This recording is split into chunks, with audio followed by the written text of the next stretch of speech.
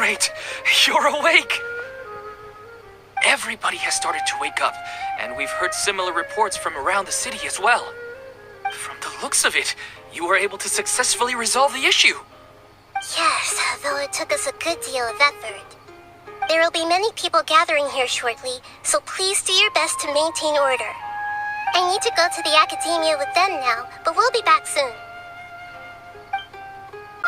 Oh, it's the great Dendro Archon. How can I help you?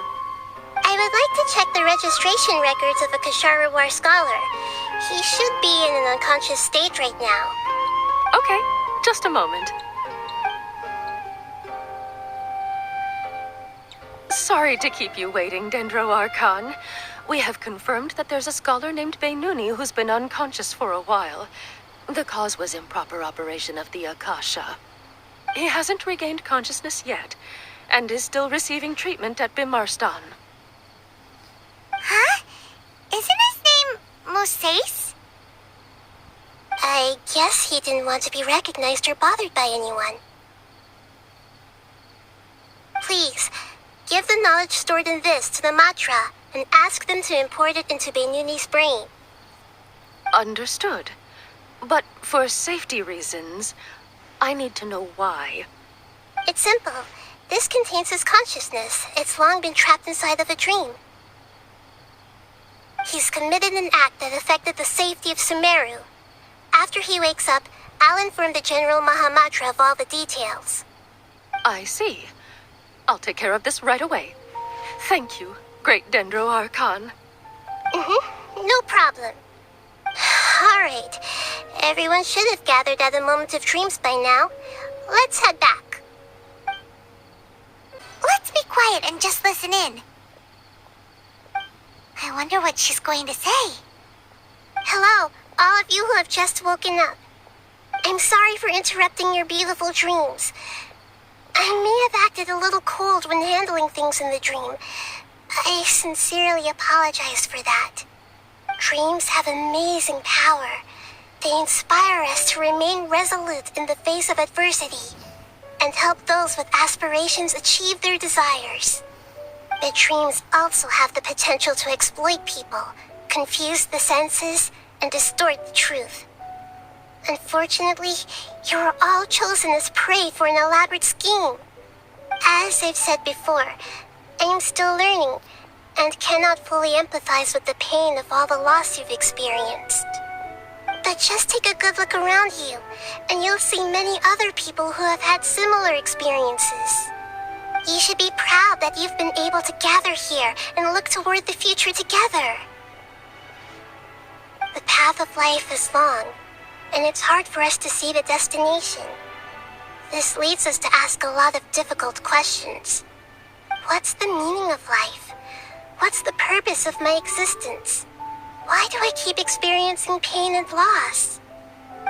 Of course, the most comfortable choice is to stop progressing. Give up thinking, and just keep repeating whatever you're already familiar with. Whenever you have such thoughts, just look at the people and things around you.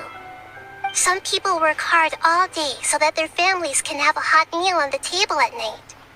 Some people travel all over the world in order to create art that resonates with all of Teyvat. Some venture in search of the world's secrets to prevent rapidly approaching, yet still unknown, world-shattering catastrophes. Life is not just about yourself. Each and every one of your actions shapes you and the world around you.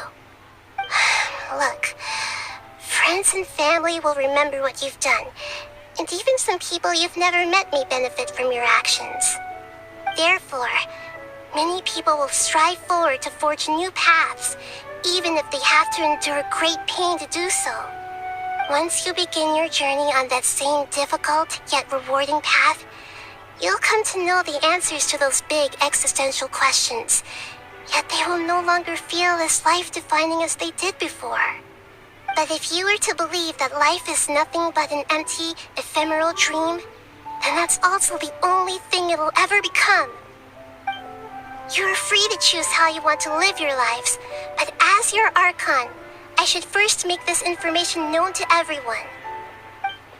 In the end, It's up to you whether you want to embrace a beautiful dream at the cost of your real life. You're amazing, Nahida! Even Paimon was nearly won over by that scholar in that dream. Well, he's very good at manipulating the weaknesses of human nature, but perhaps he himself had fallen prisoner to them long ago. That dream was incredibly beautiful and enticing.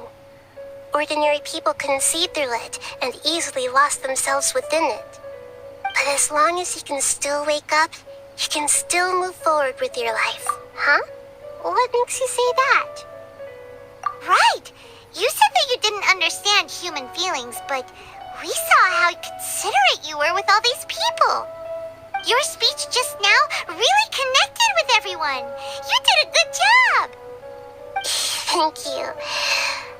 I've heard a lot of sad stories along this journey, and several of them have touched my heart. You can't say that the victims of the dream really did anything wrong, and what they wanted was also not unreasonable.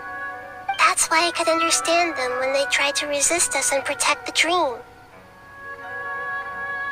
But all of my understanding and stirred feelings probably can't even account for even 1% of the pain they've experienced. I don't think this 1% can be seen as an example of what you call empathy. You're too hard on yourself, that's for sure. Alright. I suppose going out into the world will help my confidence grow. I've learned that emotions are nothing like knowledge, and that's why it's hard for me to put them into words sometimes. Beinuni, or Mercedes, said that I had never personally felt the pain of loss, but I have a vague feeling that this isn't true. The moment I entered the dream, I felt like I was wrapped in a blanket of warm feelings. It was so warm that it felt like I had returned to the start of my life, and I didn't want to wake up anymore.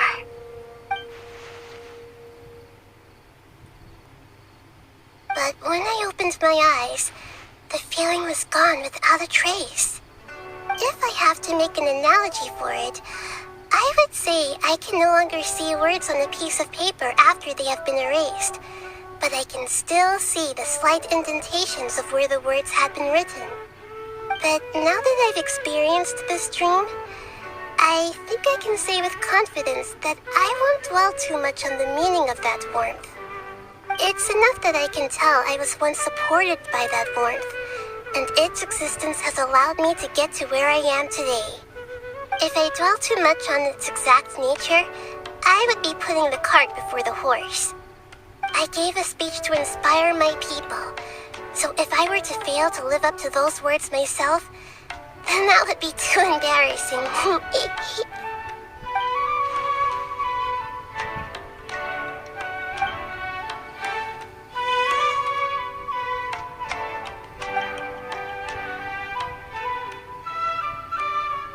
Hey, what's with that serious look? You keep looking like there's something you want to say. Is there anything you want to tell me? Okay. Since we just woke up, let's stretch a little bit. A new day is about to begin.